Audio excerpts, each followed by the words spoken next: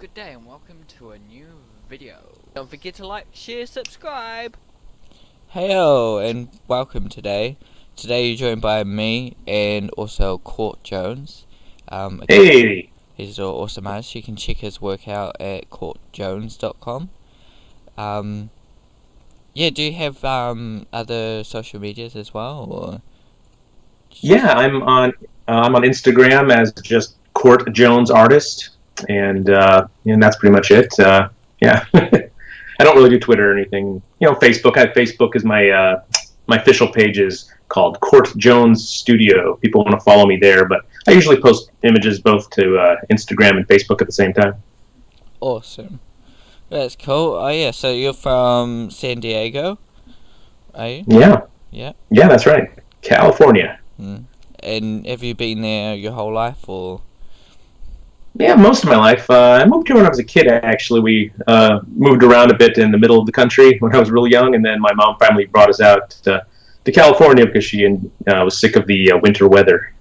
Yeah, so I pretty much did grow up here most of my life, yeah. Oh, yeah, fair enough, fair enough. Was it interesting, like, moving from a cold place to a warm place? I was so young and flexible, I was just like, whatever. I mean, I didn't want to leave all my friends, but, you get new friends and. And we do have some snow here in the local mountains.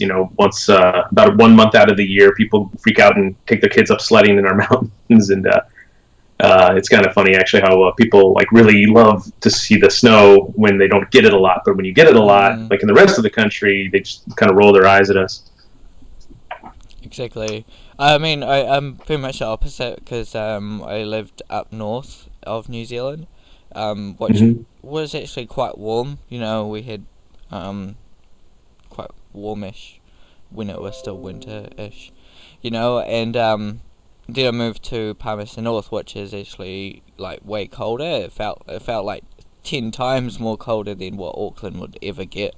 But it just meant that I had to put a bit more layers on when I came here, and it was just really freezing. I never felt like cold like that, ever. I was only young, but it's still, all these layers on. It was something new, which is cool. Yeah, it's funny. We get just a little bit of a chill in the air here, and people put their winter clothes on. Yeah. Yeah, but it's all good, you get used to it. Yeah. I actually quite like the cold now, yeah, it's quite good. Yeah, I do too. I actually prefer days that are cooler and rainier because we don't get a lot of them here, and when it happens, it's just kind of a nice break from it all. And plus, it's more interesting to go out painting when it's stormy or when there's a lot of clouds in the sky. 300 days out of the year, it's just clear skies here, and you never get to paint a cloud unless you wait for those stormy days. Something different. But yeah, I love lands. Yeah, I love things that are different from the norm, I guess. And and landscape painting is just great here in San Diego. We have actually a lot of different environments within a really short space. Like the coast, of course, you want to paint the rocky shorelines, or we have these eucalyptus groves, or you go in a little bit further to the mountains, or the desert and the Badlands, where it's just you got like almost every ecosystem represented within an hour's drive. Awesome. That sounds really cool. Yeah. Do you do a Yeah. lot of landscape painting? Yeah, I try to. I belong to a couple different local painting groups that go out and meet and paint once a week or once a month sometimes. And I try to do it more often when I can. It's helpful to have a group because it's very difficult to remember to do it when I'm just on my own. It's you always find other things to do to distract yourself. Like, oh, I need to go shopping today, whereas it would be a nice day to go paint. But yeah, so having a group of other artists to kind of meet up with puts the pressure on and keeps me more focused on it. But I love landscape painting. It's a fantastic exercise. It's so hard to do a good landscape painting, and I've been doing it for about seriously for about I guess I don't know 16, 17, no, it's about 18 years now. Yeah. Oh, awesome. Yeah, it's great to be like part of a little group. I was part of a little like water class little water class, and it was interesting because most of the people there were, kind of in their retired or, a bit older kind of a thing. So, it was interesting working with all those different people. I was definitely the youngest there, learning watercolor. Yeah, Hmm. Sorry, I didn't mean to interrupt, but that's my same experience. Most of the local art clubs and groups that meet are people that are, retirement age or older, and a lot of them have always been artists. Not that they just decided to do art after they retired from their real jobs. It's that is the case for some of them. But I'm often the youngest person in these meetings sometimes. Yeah, it's just, and I'm in my 40s. Yeah. But it's cool, you get encouragement from them. You get to see what they paint and create as well. One of them was doing a watercolor of like this chicken, I think. And it was really cool to see that. Just get tips and things from them because, they've been doing this watercolor for quite a while, some of them. Yeah. And some of them are on the same path as you. They're just kind of picking it up and learning. Just seeing all this stuff is really cool. Yeah, and I've gotten so many great little, just sometimes ancillary tips from them. Just like someone's using a really cool little canvas carrier that I never saw before, or a type of umbrella that I've never seen before that worked better than my umbrella. Aside from the art inspiration, it's like, oh, there's that guy's been around, he's figured it out. He uses a backpack, not a rolling case for his stuff. Oh, so I use a backpack now when I go out. It's a lot easier than rolling a case behind me when I'm trotting up hills. So yeah, it's another reason that it's good to belong with groups with other artists. You pick up stuff that you wouldn't normally learn. Definitely. So how did you start off? Well, like most artists, I've always sketched and drawn since I was a kid, and I was just one of those kids that, I don't know, for whatever reason, I believed my parents when they told me I was good, even though I wasn't, but okay, then I want to be an artist. So, and I've always just kind of wanted to be an artist since I could remember. And so I went to college and got an art degree, but my college wasn't very hands-on in its art training. It wasn't very traditional. It was a very modern art school, which I didn't really know the difference when I got out of high school. I just thought, hey, it's a college, they have an art department, I'm sure I'll learn how to draw and paint. There's a big difference between schools that I found out later.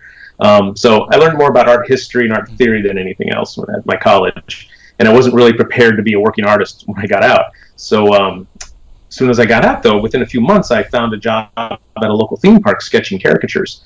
I didn't even know it was caricatures when I applied for the job. They just said they were looking for artists, and I thought, oh, okay, that's better than working at Pizza Hut.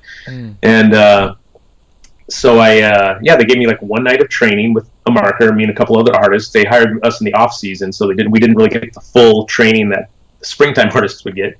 And just threw us into the park the next day, and I hated it for months. I was terrible, just kind of trying to learn by doing and learn by watching the other artists and hiding behind the booth so like the customers wouldn't see me and they would get the other veteran artists to draw them. And but eventually I started to pick it up. And then after a few months, I started to get booked for parties and events, which actually paid a lot more than doing the live theme park drawing. And so that's kind of my official introduction to the art world. The first sketch I sold at the theme park was really bad. I remember it was like a little blonde girl in pigtails. Her dad came up and wanted to sketch, and that was the first sketch I ever actually sold on the spot to somebody, and it felt like really good. It's like someone paid me to do this. And then so I worked in the theme parks about 5 years, and then just kind of quit that and focused on freelancing and event entertainment after that. And then from working at the theme parks, I actually met some artists who were attending a local art atelier school.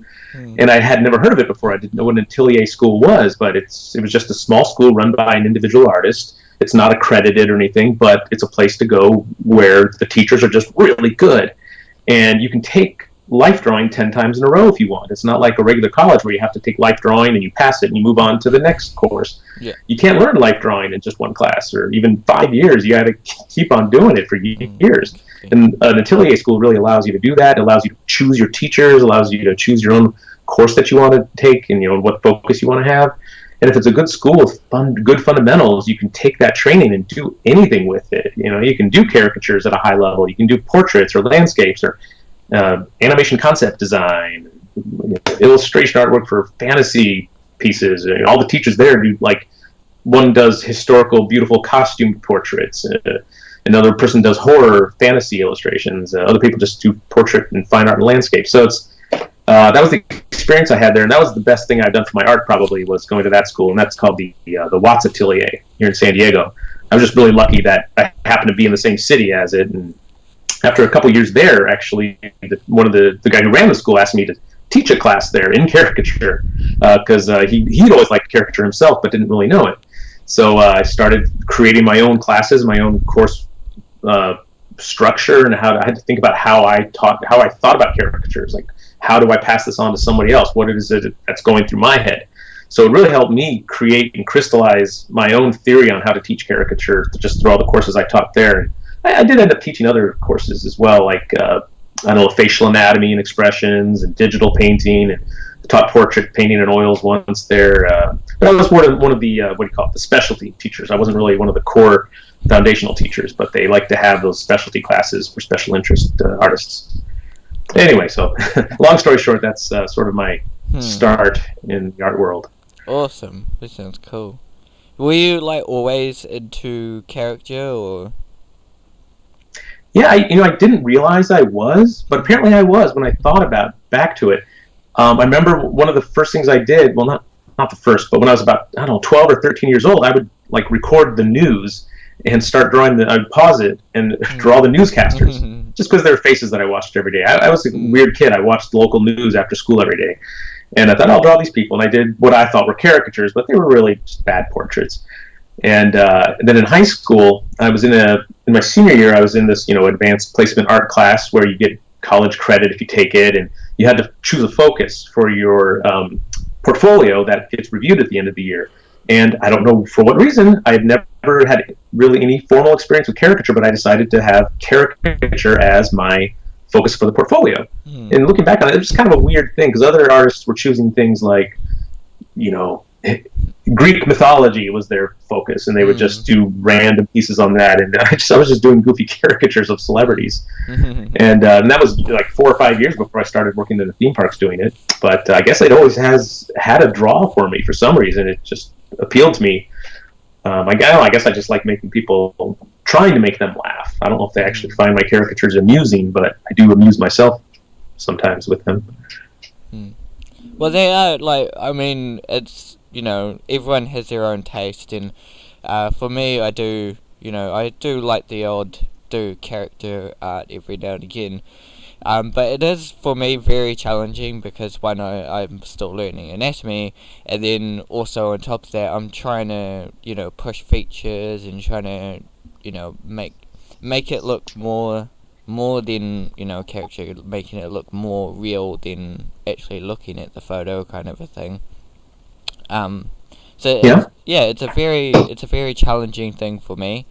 For me, I'm creating characters, I'm creating scenes and things, and I'm trying to, in my own way, I'm capturing the character of my characters. So it's important for me to know that kind of stuff so that I can help with creating the expressions of my characters and making sure that they feel like, especially for like this page that I'm creating now, I was having a little bit of a struggle like making him look like he's actually thinking about this. He's thinking about this kiwi fruit, I didn't just want him standing there with his hands in the air, like having a party or something, and then it's like you see this bubble of with a kiwi fruit in it, and people wouldn't understand it. You really have to kind of capture that moment, which it's exciting to get that, and it's really cool. So you like having a laugh with your work? Yeah, that's kind of how I use caricature mostly. But what you mentioned kind of struck a chord with me too, about how you caricature your characters or your work a little bit to get a certain result. I'm not sure if that's exactly what you were saying, but I do have a really strong belief, and about what caricatures really, I think, about just controlling your subject matter and how you draw it. It's not necessarily about making a funny likeness of someone that's instantly recognizable. Comic book characters are just caricatures of real bodybuilders. Like if you look at the Hulk, he's just an extreme bodybuilder caricature with a tiny head and broad shoulders. If you can caricature someone to look more beautiful, like, again, comic book women tend to have these proportions that are insanely, what I would call caricatured, to make them look more sexy. A zombie is caricatured from a normal human to make them look more like death-like. But what they're doing is just taking a normal human and altering it to fit their needs. And I think caricature, the study of caricature, is just the study of accepting the fact that most artists change what they see when they draw them to achieve a certain effect, whether it's to make someone more beautiful, more scary, or more muscular. So it's really everywhere. There's almost no one that doesn't caricature who's an artist, if you ask me, unless they're just a true photorealist, in which case they're maybe just tracing the photos, and then you're not caricaturing. But I talked about it a little bit in my first video on the art of caricature on the Proco website, which is just this whole course on caricature. Yeah. Awesome, you're part of Proco then. Yeah. Stan's an old friend of mine from the Watts Atelier. I met him there when he was a young student. He started taking classes there when he was like 16, and when he was still in high school. I wish I'd started that young. But after a few years, he started teaching there as well. And then when he went off on his own, he decided to continue teaching just online. And he has this great team assembled that put together these really high-quality art lessons that are short, they're funny, they're slick, they're really well produced. And I was a little jealous. I was like, man, I'd love to work with Stan one day making some videos. And sure enough, he actually asked me to create the caricature course back in 2013, I think he asked, is when we started working on that. And it took me about 3 years to actually write, film, and complete the whole course before we released the first one at the end of 2016. Awesome. Yeah, he's a really cool artist. I kind of grew up watching him, when I was like maybe 15 or something. I started watching his YouTube videos. Back then he was doing a little bit of just kind of drawing some of his anatomy stuff, and then he went further and further into how to draw this muscle and this bone, and it was really cool just to go through these videos and just listen to what he's saying and draw what he's saying as well. It really was helpful. I mean, for me, I was kind of rebellious against it because I was more into drawing animals and things. But I definitely watched it, and I really, after that, after now I can just draw humans. I'm not like I was so 4 or 5 years ago or so I can't draw humans. That's a subject matter that I don't want to draw. But now it's like, well, now I can draw them. It doesn't feel so daunting to draw humans and things now, so I do it every now and again. Like the other day I did just a couple of sketches just for fun, because I was just like, I'm a bit over painting this at the moment, I just need some time to draw something, so I just drew some anatomy poses. And like you said, you can't, you take your whole life to learn it, kind of a thing with anatomy. You can't, learn it. There's no time limit of learning it. Yeah, and I think something, a complex subject like that, you got to take it just one small step at a time. Just learn one muscle a week or a day, and you'll get all the major muscles in a year or two if you just do it that way. Well, it's maybe not even that long if you really are diligent about it. But yeah, don't try to learn every muscle in the torso in one day. It's not going to stick. But if you learn where muscle originates, where it attaches, the form of the muscle, and what it does, the effect it has on the surface, that's really all you need to know. And then, you just build upon that. And I've never actually studied anatomy super intensely of the body. I took courses at the Atelier school, but man, I just kind of glossed over on a lot of it just because I was trying to learn it, but it was kind of dry. But I think maybe at that course they were trying to maybe put too much in one class. That's maybe why it was like that. But I really like Stan's anatomy course for that reason, in that he just works on one, if he highlights one muscle for each lesson, his anatomy course, or one muscle group, and gives lots of good examples. And if you just do exercises for that, do a few sketches, that one muscle will be committed to memory. And that's actually how I learned. I'm really familiar with the muscles of the face because I had to teach that course at school. So I know all the muscles of expression. And I learned it just by reading this, I think it was the Elliot Goldfinger book, Human Anatomy for Artists. Right. Great book. It's kind of dry and encyclopedia-like, but it's laid out so logically. It's the most consistent way of showing how to teach anatomy that I've ever seen in a book. Excuse me. And I just when I was preparing for my course, I was just going to learn one muscle a day. Today it's just the zygomatic major. The next day it was the zygomatic minor. And then before I knew it, I knew all the muscles of the face. So I just broke it down. It's that's how you tackle a big subject. Just break it down into smaller steps.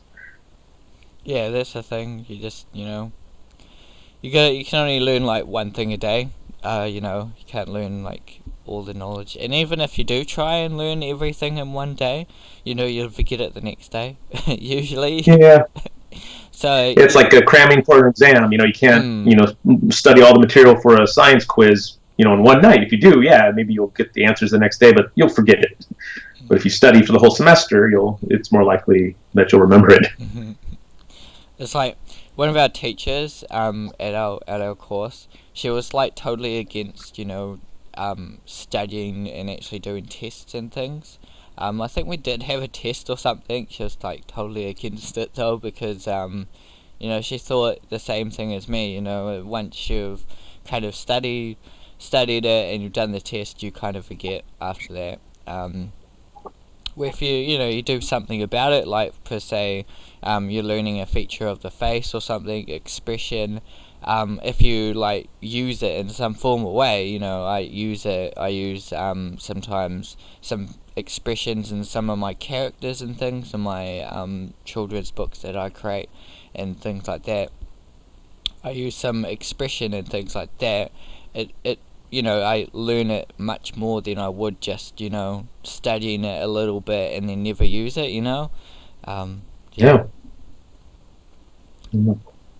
Awesome. So do you do Comic Cons or?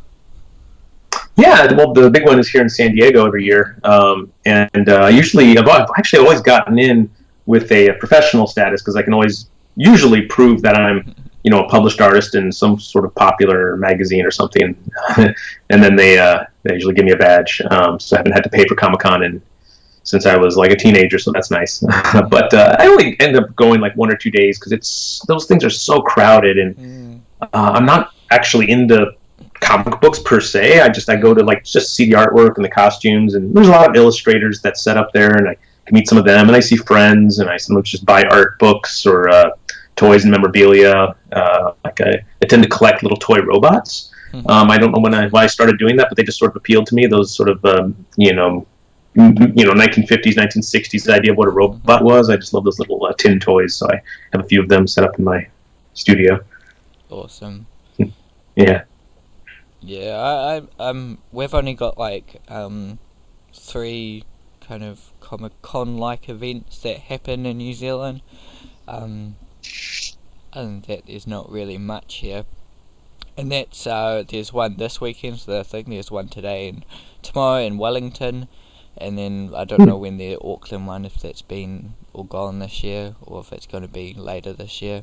And then there's one in Christchurch down south, and that's about it for New Zealand. There's not a lot of this kind of Comic-Con gathering of stuff.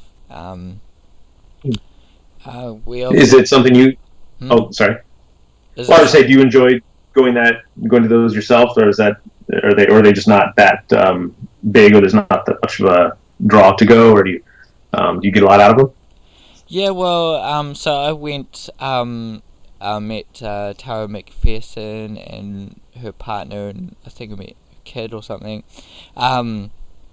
and some other more artists around me, because I was in the artist alley, which was cool to see the different artists around. Some were local Wellingtons and some were quite from a distance. There was an artist that was done it for 3 years, and he was doing big dragon paintings, oil paintings they looked like digital art. Everyone thought they were digital arts, but they were all oil paintings. Nice. And that was kind of a thing. It was like he looked like he was doing digital art, but it was all actually oil paintings. You know, and he did awesome stuff. You know, he did a lot of he did some Alice in Wonderland, he did some dragons, and you know, he had a really fantasy style, which I really like to see him. But he is not doing that anymore. He's off to, you know, the bigger places, like, you know, he's probably done San Diego, I don't know, but you know, he's more into those bigger places because he had the same feeling. You know, he wasn't making a lot of money from these Comic Cons. You know, because New Zealand's a small place, we don't spend a lot of money on like art and unnecessary stuff, really, because, you know, we don't. Not everyone has a lot of money in their pockets in these places. But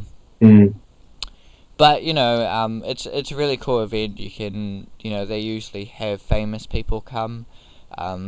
Like there's a series at the most, Sabrina. There's some people from there that are coming, which was really cool.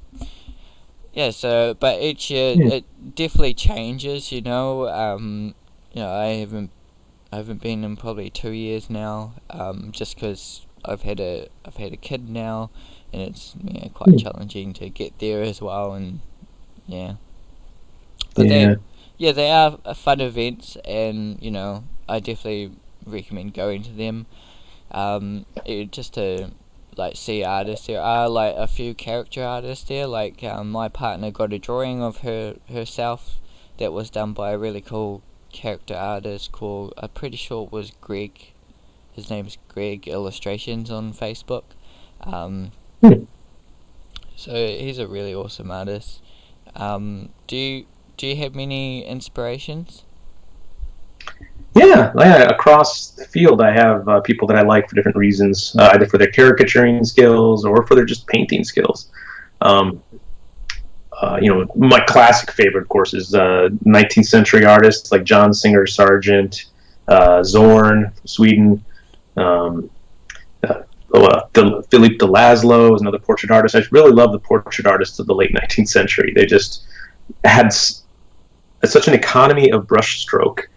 They just got right to the chase, and they didn't paint more fancy than they needed, but the brushstrokes are still beautiful. They're just elegant, but they're simple. But they're not doing it in a way that's like gimmicky. I feel that tends to be the case a lot these days for trendy artists. Paint sort of a gimmicky way, like everything's done with a palette knife, and the paint's all caked on like icing, and, or it's really thin or it's washed out. I don't know, just I'm not really a fan of painting towards a style or towards a look, but just painting in a way that's necessary for the situation. Like I might do a painting a little bit differently for one sitter than I will for another. You know, I won't use the same color palette, or I'll try to compose in a different way. It's especially true for landscapes too. There, some days I paint really thick and juicy with thicker brushes, heavier brushes, and some days I'll paint more thinly. And that's the kind of thing, though, that if I see from my different artist inspirations is one day I'll be trying to channel Sargent, and another day I'll be trying to be channeling like Jeremy Lipkin, who's, you know, a current artist who does stuff, a lot of landscapes and portrait work. But that's kind of the problem of having maybe too many different influences, is you're always feeling that pull in different directions about who you want to paint like today. But I think eventually it all evens out, and you sort of form your own hybrid style. Whether you know it or not, whether you try to or not, you'll become an influence, or you'll be the result of those multiple influences. I remember a teacher said something once, I think at the Watts Atelier, who said your influences are kind of like, they're all like sculptors, and you're like a raw piece of metal, and all your influences and your teachers are hammering away at you, shaping you in a certain way. And another influence, another inspiration will hammer you in a different way. And all those different hammerings by those different artists will shape you into this brand new thing that's a combination of all of their experience and knowledge put together. And I thought that was kind of a fun way to look at it, is your result of all of your influences combined. Who else do I like? I mean, just random people. I mean, Jason Seiler is awesome. He's probably one of the best caricature illustrators out there, I think, who does, he's a painter first and foremost, and that's kind of how I try to look at it as well. Is yes, I'm a caricature illustrator. I do stuff for magazines, and it's kind of funny, but I don't have to do extreme exaggerations. What I have to do is do a beautiful painting, or try to. That doesn't always happen, but whether they want an extreme exaggeration or a light one, that's okay. That's not my main concern. I just want something that people will want to look at and stare at and go, wow, how did they do that? And for some subjects, an extreme exaggeration is more appropriate, and others, maybe it's not. And my mood will be different from one day to the next. But that's what I kind of get inspired about from Jason, is just adherence to sound principles and a good foundation of skills, rather than whether it's caricature or portrait or something in between. What else? I have so many Facebook friends and people I follow. It's kind of hard to name them all, I guess. If you name some people, maybe I'll tell you. Exactly. Yeah. It's there's so many people out there. It's so open these days. You can just type art or illustration into the Google, and you'll find like 1,000 artists out there. And it's really cool. For me, I watch Bobby Chair's channel, so I often see a lot of different artists from different places of the world, and hear different stories and things like that, which is really cool. So I'm always constantly inspired by these people. Some of them I do know their names, and I do know their art, like for say Evan Madsen or Ian McCraig, those kind of people I do really know. And then I've seen some other art. For instance, one of my big influences, I think, is he's a Zaya Zia or something. His name is, I can't fully. I mentioned it one time. He's like this artist that I found, and I was like copying his style to try and make my characters look cool. And then I think his style has kind of influenced me from that, and I've just created my own style with it.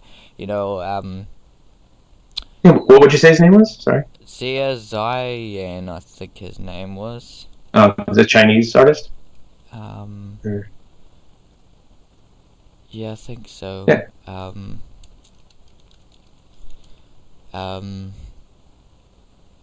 Yeah. I have to find it.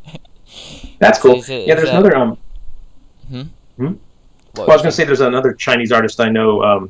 I think he lives in Austria. His name is Xi Ding. Xi Ding. I tried to ask him once how to pronounce his name, and he's like, "Oh, whatever, however you want to say it is fine." But he does these amazing caricatures that are they're like almost like Disney animation style lately. I mean, he doesn't always do them in this style, but he ends up on a lot of those clickbait lists, like this artist drew all the Marvel characters, and he has a really unique way of working in Photoshop where he almost treats it like it's a 3D rendering with layers of lighting effects on top of it. So he'll paint it all like in grayscale. Like he'll do I don't know if it's called like a grayscale map of their features, like in a 3-dimensional way, just using gray tones. And then he'll layer on top of that the tinting layer, and then like a layer of highlights on top of that. And he'll do them all separate layers. And it's an additive process that by the end, the colors and values are just beautiful. And it's an effect that can only be achieved by mimicking the process of how a 3D CGI artist works, but he does it 2D in Photoshop. So he's worth looking into. It's XI, and is his first name, and the last name is Ding, D-I-N-G. Awesome. Yeah. It's like got some character work there too, which is really cool. Yeah. Awesome. So with your character of famous people, how do you capture them? Well, it's like I mentioned before about studying anatomy, I tend to break down my process into simpler, smaller steps to make it more manageable. So, I started doing this more when I realized I did it every now and then. When I was working on a job, if I was stuck on something, I would have to break it down into first. Just let's do some loose thumbnail sketches. Let's not worry about anatomy. Let's not even really worry about the likeness. Let's just find the direction of the exaggeration. Do I want a short, wide head? Do I want a tall, long one? Do I want a triangular head? Should the eyes be close together, far apart? And I'll do these little thumbnail sketch doodles that take me no more than just a couple minutes. And they're terrible looking sketches. I'm not being humble here. They're bad. I wouldn't really share them, but they help me work out my idea of like what I want to do at the next step. So I'll find shape or a design of the exaggeration that is kind of appealing and that sort of looks like the person. Even if there's just a tiny grain of a likeness in there, if there's potential for the likeness, I go, okay, that's the one I'm going to focus on. So then I'll do a more finished rough sketch of that one from my photos of the thumbnail that I did, trying to hit upon all those exaggeration points. But for the rough sketch, I'll then work on the likeness now.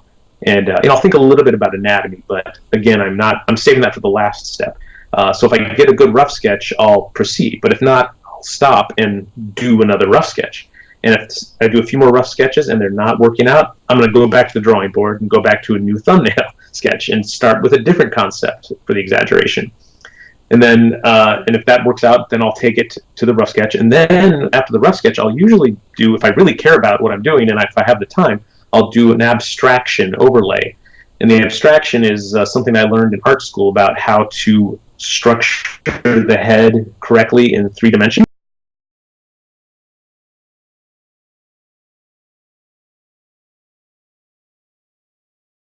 Huge legacy upon all these other students who learned from him, and he's sort of what started it all as far as this technique of using this abstraction, which is basically like a wireframe of the head, but it's very particular type of wireframe where you're drawing these arcing lines and shapes from one side of the face to the other, and you're finding the connections between the significant landmarks, not just drawing the wireframe as, with every feature just being laid out as a formula, like you see in most drawing books. It's actually taking what you see and connecting the top of the ear to the chin via the zygomatic arch. It's one arcing line that can be drawn.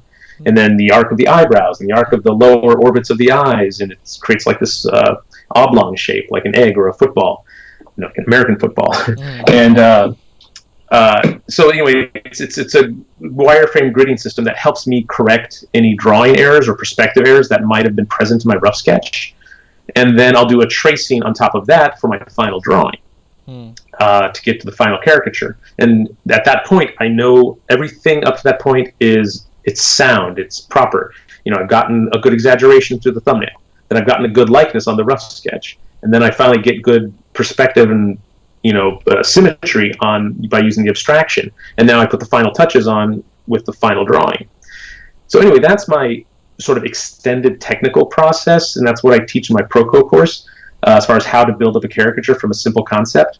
And I think it's a good foundation skill, and you don't have to always go through every step. Like you might hit it on the first try, maybe your thumbnail sketch will develop into a really good finished sketch. If you get really proficient, that's more likely to happen. But that's my fundamental process. Now, I didn't really get in yet to my theory on caricature, but the theory part is actually the simplest part about how to exaggerate and find a likeness. In one sentence, what caricature is, in the traditional sense of what you think of as a caricature, is you're looking for the features or the traits which make someone different from the average, and then you're making those differences more obvious. So if someone, has a fatter jaw than average, you make the jaw really fat. If someone's eyes are close together than the average, you draw them really close together. And it's an interplay of all of these variables playing out in real time on your sketch. You ask yourself, I think first the big question about the big shape of the head. To me, that's what's most important in getting the likeness, is determining their head shape. And it's their head shape based on what you think of as quote unquote the average. And when I say the average, I mean like the typical comic book man or woman head that's standard